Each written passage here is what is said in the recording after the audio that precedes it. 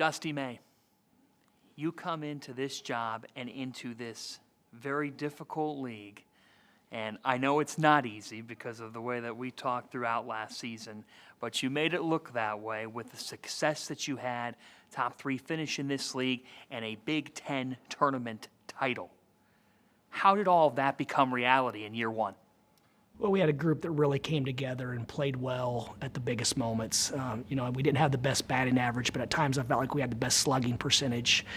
We found ways to win a lot of close games, and when the stakes were the highest, our guys performed. What have you found out about this place, Michigan, since taking this job that has provided that joy for you and that happiness that has made you call this a home, and one that you've already talked about can be your home for a very long time? I think when you're inspired by the people you're around every day, and when you walk on campus at the University of Michigan or you go into an alumni function, you're truly inspired by the greatness and who you're around every day. So I think we all want to be a part of something much bigger than ourselves, and at Michigan, that's pretty easy to do.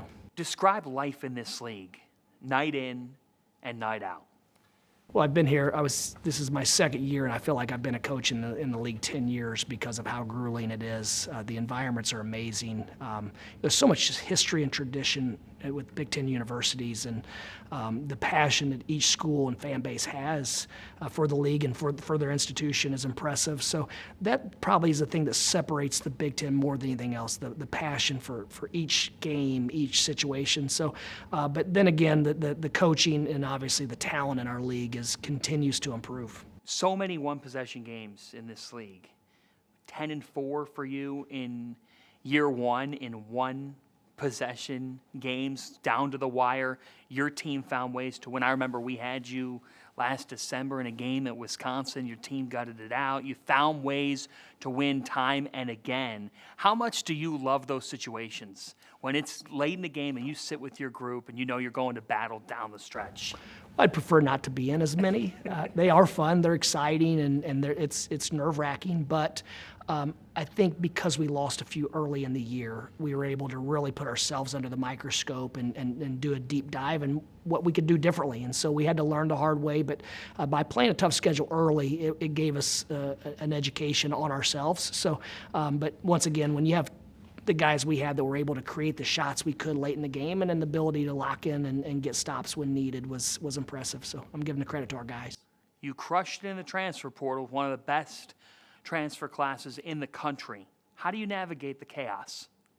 Well, there's a lot of activity, and so you have to be very streamlined with your decision-making processes, because if you're indecisive, and typically in recruiting, I've been at times, it's tough to narrow in on who fits. And so I think because of the way our guys played last year, we've got a little bit of a niche with the big guys, that we had a lot of skilled big players that were very interested in us, and I don't want to say recruited us, but it's a two-way street. They know what they're looking for if they go into the portal, and we know what we're looking for with them coming out of the portal. So it's all about finding that marriage. We talked a little bit at the NBA draft, and you told me a story about Yaxel Lmborg and a guy who tested the NBA draft waters and was impressing. But what did you know during that whole process when he was crushing it, testing the waters? What did you know, if you could tell that story? I knew of his humility. He's a guy that he's very talented. Obviously, other than Cooper Flagg, had the best statistics of anyone in college basketball last year, and he feels like he has a long way to go and a lot of room for growth, and he does. And that's a beautiful thing about working with the Axes. He's really, really good. He has some crazy instincts and talent, but he wants to be better and knows that to compete at the next level, he has to continue to improve. Look, it's human nature to read stuff and watch highlights, and obviously, yes, you wanted him to be at Michigan, and that is the case. But did you ever toss and turn a little bit, Dusty, as he's doing all that he was doing there throughout that process? I really didn't, John. I felt confident that he would end up coming back to college, and if he got a guarantee, then we would have been excited for him and to be a small part of his process. But we liked the rest of our team, and obviously he raises our ceiling, but we felt like we had a pretty high floor as is. without him. So we felt like we were in good position, but he just gives us another an element. And you talked to me about this. Yes, we all know what the climate is in college basketball with NIL. But I thought it spoke to me when you said he wants to be a Michigan man. He wants to be in Ann Arbor. There's a pride factor to come and play for our program. How would you expand on that? You know, the Block M is extremely powerful. We feel like it's one of the best brands in the world. And so, the way our guys played representing that brand certainly helped. But, we take a lot of pride in guys wanting to come play and do it the way we do it, because we all have our own unique style and ways of doing things and processes. So we're just excited that those guys chose to do it our way. How do you define what Nimari Burnett means to your program? I mean, he's been invaluable. He's the most consistent, hardworking, thoughtful person I've probably ever been around. He's as good as there is. He just wants to win. He wants to be a mentor to the young players. He wants to be a conduit from our staff to recruits. And so, I've loved coaching him for a year. I wish we had him forever.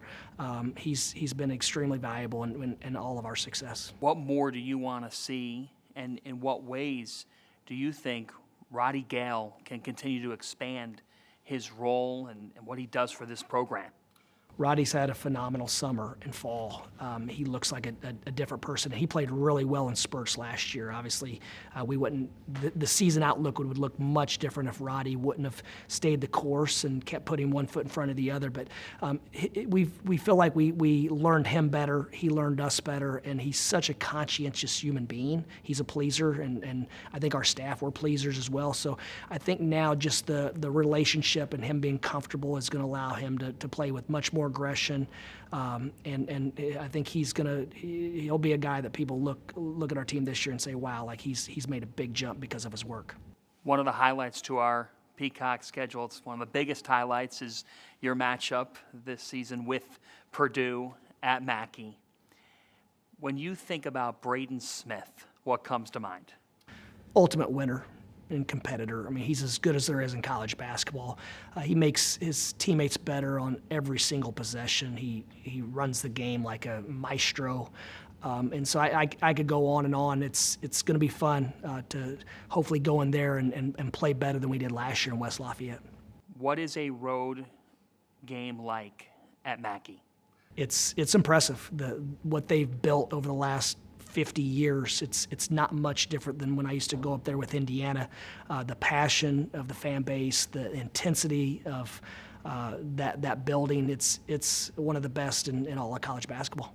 What is possible for the Michigan Wolverines in the 2025-26 season? I think we realistically have enough pieces to play in the last weekend. A lot has to go right. We have to get exponentially better, but we do have the tools and the pieces to play very late in the season. You are one of at least 3 former student managers that are now coaches in the Big Ten. How much do you think that role prepares you?